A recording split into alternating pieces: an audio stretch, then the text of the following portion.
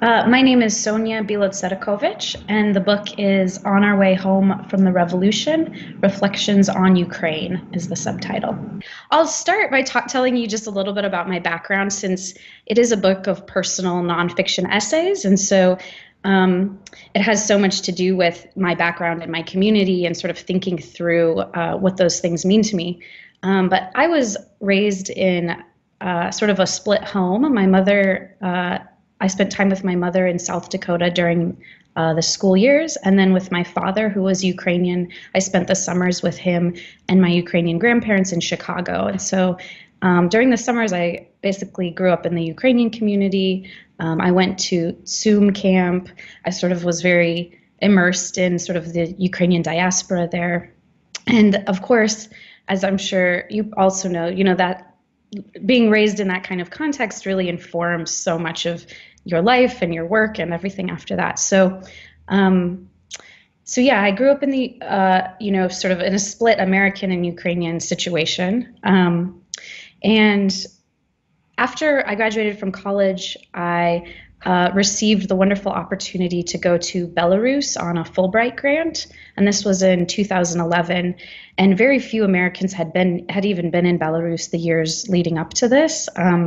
As you know, they have Lukashenko is the president there, and he has not been incredibly hospitable to outsiders coming in. They had a very strict visa regime, which is loosening up a little bit right now. But I had this amazing opportunity to go and live and work in Belarus. I taught English at Belarusian State University, which is in Minsk.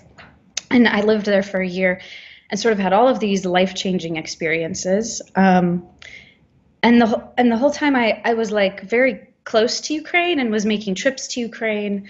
But understanding that, Ukraine is really quite different. Modern day Ukraine is so different from Belarus, and really sort of like learning about both countries through the juxtaposition of them. So after that year in Belarus, I then applied for a job to work with an organization called American Councils. And I lived and worked in the Republic of Georgia. And I recruited Georgian high school students who were interested in coming to the United States for a year as exchange students. And I think in Georgia, I sort of had this other experience of living in a post-Soviet republic, learning about, what the legacy of communism and the legacy of sort of Russian aggression meant for those people. And again, the whole time I was sort of comparing it to what I knew about Ukraine and what I had learned from my, very patriotic and Ukrainian family.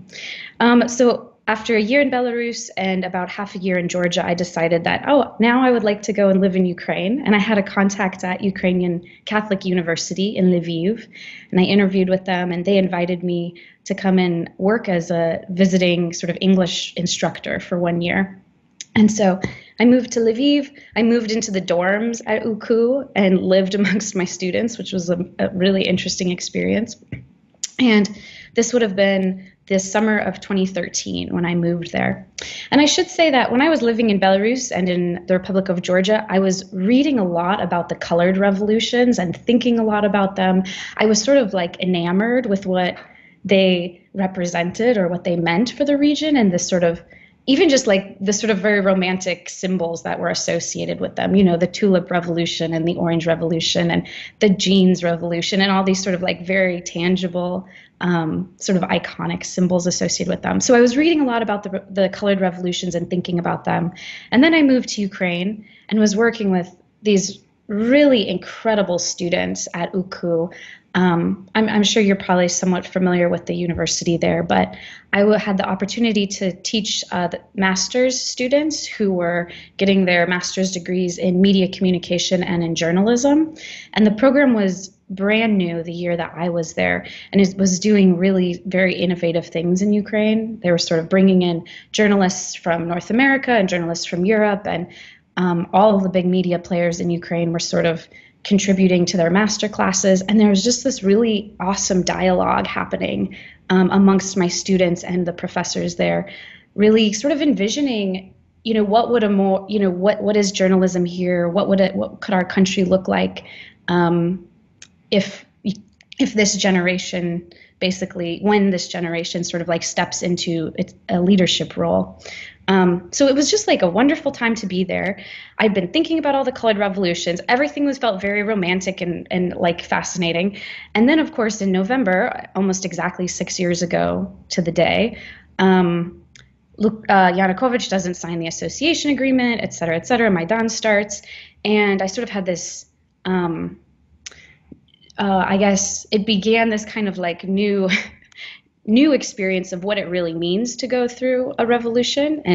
And I was, of course, very much an outsider, even though I was there kind of in the context, immersed in my colleagues at the university were just like sort of distraught every day. My students were basically kind of had sort of like left class for a month to go protest, and the university kind of essentially condoned that, which was understandable. So we were sort of in this like very heady environment, and at some point I sort of decided I didn't really want to go to Kiev actually, and I was going to sort of just stay in Lviv and maybe not get too involved, partially because I was worried that, Yanukovych was still in power. Who knew? No one really knew if he was going to leave. He was putting a lot of pressure on UKU and on the university and the administration there. Students were being pressured. So, I just sort of felt like, as, a foreigner, this is not my place to really get involved, but I will, gladly sort of be a witness to everything that's happening. But then finally in January, it sort of seemed like maybe it was time to go and see what Maidan really looked like in Kiev. And I had a good friend there, a Russian journalist, who sort of invited me to come. He was sort of living at Maidan and reporting on it. So I went to Kiev basically the weekend that the Khrushchevskoho riots broke out. And it was a really serious and also violent weekend. And I had this kind of very overwhelming sense when I was there that, even though I believed my whole life, that I was Ukrainian, I had really identified with that culture. Suddenly, I understood that I didn't have anything to lose in this situation, that my life was not at stake. My job wasn't really at stake, not in a profound way. I could always go home, and that my colleagues and my students and my friends in Ukraine had so much to lose on Maidan. So I kind of basically, the book was sort of born out of that experience, thinking about, okay, what does it mean to be a Ukrainian American, and how is that different from being a Ukrainian who lives in modern day Ukraine, and also how is it the same? What do we share in common? So I returned to the U.S. after that year in Ukraine and began a graduate program where I was focusing on writing nonfiction. I got my master's of fine arts in creative writing. And the first essay that I brought into a graduate workshop, I hadn't exactly intended to write about this, but I sort of seemed like I couldn't write about anything else at the time, was about Maidan and sort of the feeling of afterwards being a bit disillusioned and understanding that I was sort of just a spectator or a tourist at the revolution, that I wasn't really contributing. And I had grown up in this milieu, right, where my tato had like taken me to downtown Chicago in 2004, and we sort of like marched around during the time of the Orange Revolution, to raise awareness. And my family was extremely patriotic, always sort of like writing letters to the newspaper and really advocating for Ukrainian causes. But when I started sort of reflecting on my experience at Maidan, I realized that like I'm not Ukrainian, that there is a difference, that this is really important. And the book was sort of began, I guess, with that moment. And the title, On Our Way Home from the Revolution, sort of signifies that basically the book starts with the revolution and follows the path of the narrator returning home and sort of rethinking what it means to be Ukrainian American, basically. Yeah, I'm really interested in this topic. I know Yulian Haida from WBEZ Chicago. I know you've spoken with him as well, and he sort of talks about this a lot. He's from the same generation as me, so I think we have like kind of a similar perspective maybe on this question. He talks about it in terms of Maslow's hierarchy of needs, which is really interesting, right? The idea that in Ukraine, if you're still, focused on how you're going to pay your heating bill for the winter, you might be less focused on, Holodomor genocide recognition on the international community, right? Like, of course, so this sort of whole thing. So I think that was part of the process. And I guess I should say too that Ukrainians we're not really unique in that. Like, so many of the diaspora communities from the post-Soviet region, like, have this same kind of really, really patriotic and devoted diaspora, but also who, like, maybe is sometimes a bit out of touch with the needs of the people that continue to live in those countries. I know, like, similar, I've heard when I visited Armenia, I know they were saying sort of similar things, like, we're really concerned about, like, food and, like, like, our democracy here. And, like, although genocide recognition is obviously important, it's not our priority as it is sort of like for the diaspora community in the US. But anyway, so I guess just to say that we're not sort of a singular case when it comes to this kind of maybe split. But yeah, I mean, for me, a big process of it and what I work through in the essays has to do with thinking about the sort of mythology that I was raised in and kind of questioning that and revisiting it with this sort of post-Maidan lens. So figures like, for example, Bandera, who's very, controversial and was really sort of like clung to in my community, and particularly by my grandparents' generation, but also by my father's generation. Stepan Bandera was this nationalist hero. And I sort of think through his legacy in the book in the way that, I'm not a historian and I'm not a political scientist, but, like, what does it mean on a personal level that we have put faith in this particular figure? And maybe I sort of propose, what if we found a different figure who maybe, was sort of less reliant on violence or, sort of had this violent outlook? What if we channeled some of that sort of myth building and mythology into, like, an artist, for example, and thinking about how they might serve as a different kind of, role model, I guess, for our community. So the book goes through that. And, at every turn, I'm sort of like thinking about my assumptions and questioning them and sort of like re-questioning them. So I think a lot basically about nationalism and sort of our nationalist figures. I think a lot about in the book, really about what happened, during World War II in Ukraine. I think at least in my community, there was a real sense that Ukrainians were sort of like the eternal and perfect victim of World War II. And of course, certainly there's much well-documented and many, instances of, like, severe oppression. All of our grandparents' generation, suffered in a myriad of ways, having their homeland be, like, completely destabilized over and over again. But sort of this idea that we were just sort of like seamless victims, that there was sort of like no other complexity to that, I felt actually kind of does us a disservice. It really doesn't acknowledge our community as sort of like living human beings with, like, real agency. And so, I consider some of the legacy of what happened in those villages in Western Ukraine, for example, where, Ukrainians did collaborate with the Nazis, and really, trying to think about how do we fold that into our story about ourselves? We know what it's like to be oppressed. How can we also make amends for maybe oppression that we were, somehow complicit in, even though, of course, there's many complicated, circumstances that led to all of those different situations. I really try to take that into account, but it's sort of proposing, let's, like, look at the situation, like, let's, like, look at our legacy and think about it in more nuanced ways. So that's some of the work that's happening in the book. Yeah, I mean, the book sort of happened quietly, I guess you could say. I wrote most of it when I was in graduate school, and I was sharing the text with people that were not Ukrainian. So I was getting literary feedback on the text, and on the side, I was doing all kinds of research. I was reading, I've read like all of the academic texts that sort of talk about World War II and Ukrainians' involvement and their victimhood, as well as maybe their complicity. So I was sort of doing that in the background. I mean, there was definitely, like, some discomfort, and I was, uncomfortable, like, putting forth, or sort of like even putting these forth as, like, speculative things we should be thinking about.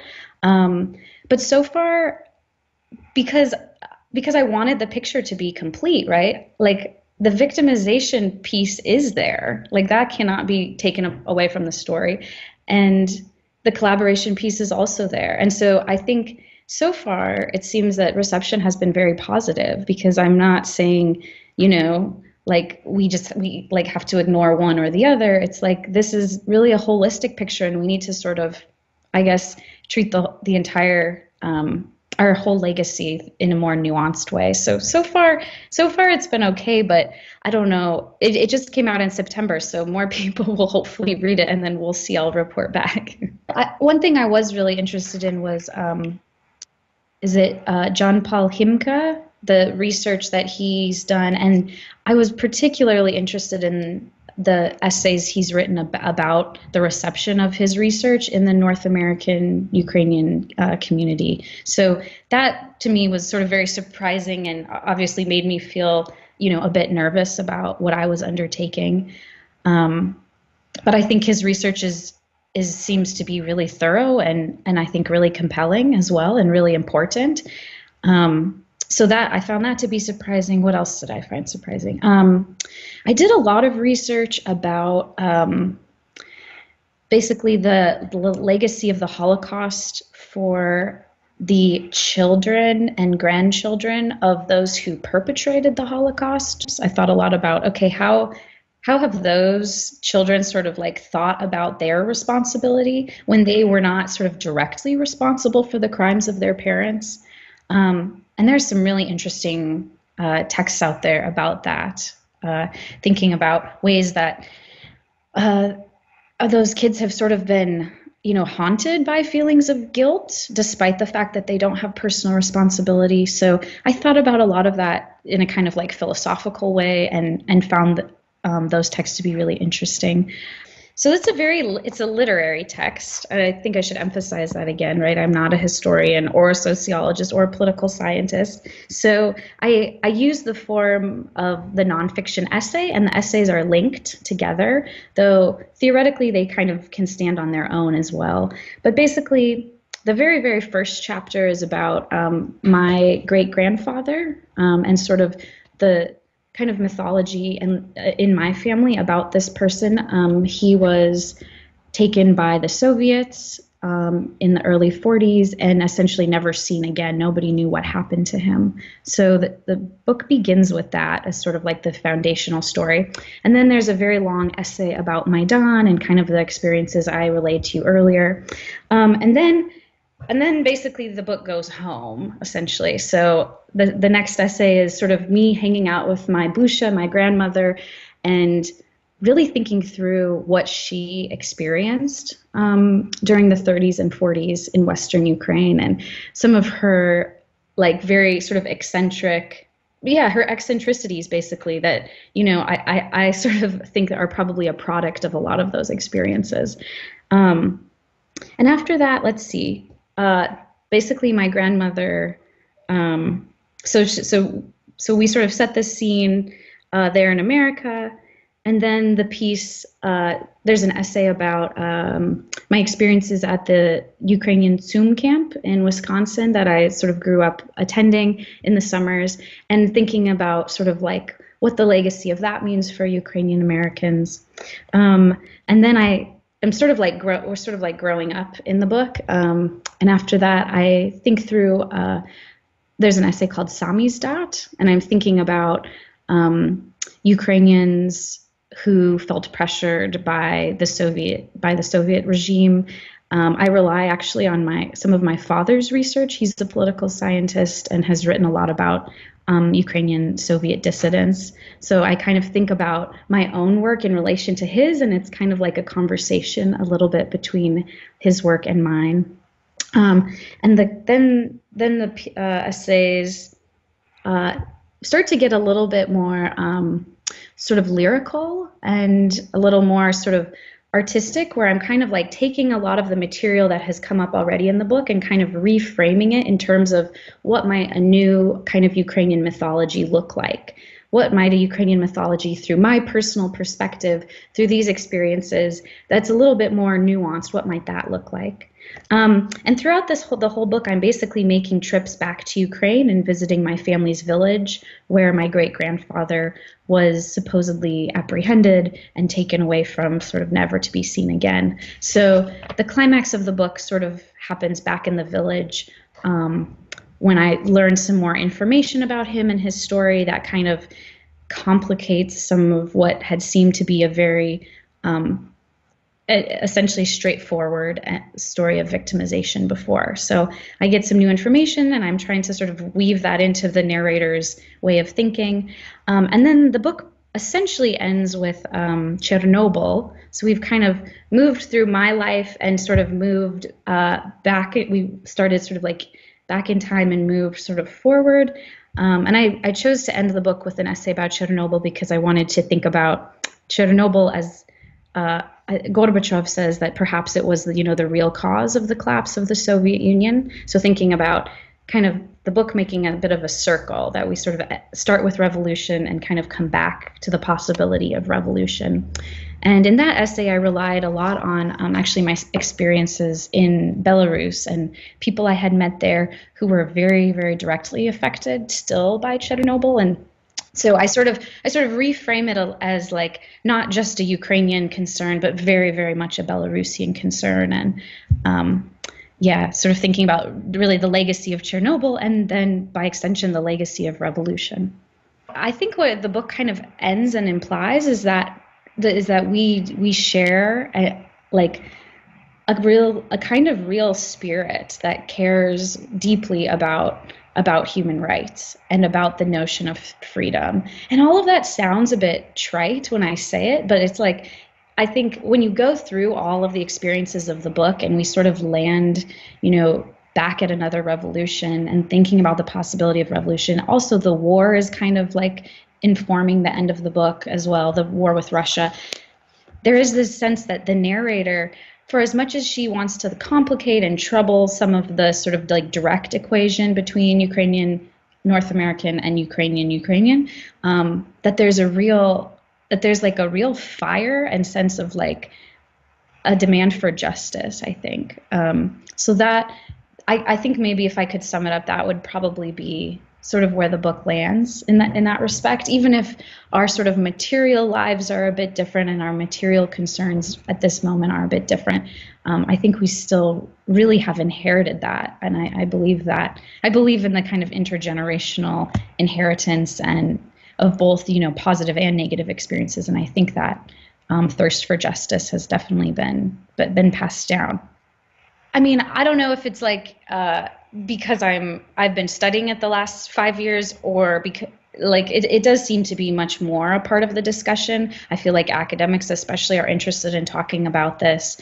And I think people in my generation are perhaps maybe more interested in talking about it too, because as far as our experience goes, there's a kind of disconnect between, like, we're very haunted by our grandparents' experiences in the 20th century in Europe. Like, we have inherited like real sort of terror from that, at the same time that we're living in North America in relative prosperity and stability, and sort of like thinking about how to reconcile those things, I think puts us in perhaps a unique position for having some distance, or sort of like looking back and wanting to maybe like paint a more complicated picture, or have like maybe a more uncomfortable conversation.